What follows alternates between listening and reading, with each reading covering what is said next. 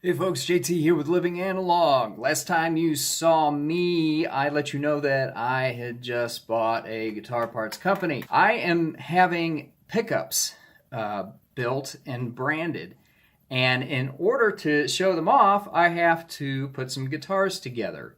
And the first one is going to be a Jazzmaster style with a P90 style pickups that I'm having made.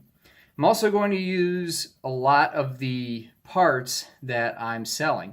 Actually, all the parts except for the neck and the body itself are parts that I sell online. And I'm going to have a link in the description in my store. I can give you a sneak peek at the guitar now.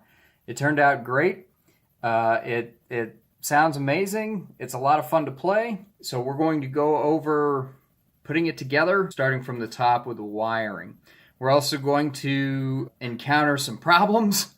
These things never go as planned, but I'll show you what I did to fix them. So this guitar is going to be one that I play out and use at gigs. In fact, I already have, and it's worked out great. I don't have a use for a tone circuit a whole lot, so I set this up with two volume pots, one of which is a 1 meg pot, which is very interesting.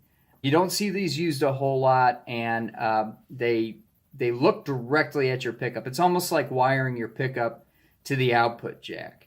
There's not going to be anything that impedes the sound. The other pot is going to be a mini 250K pot.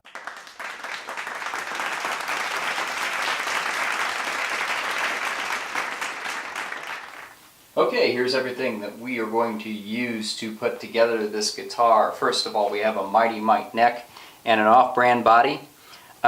These will not be for sale on ThompsonGuitarParts.com. We will actually be carrying Fender necks and bodies. We are a Fender authorized dealer.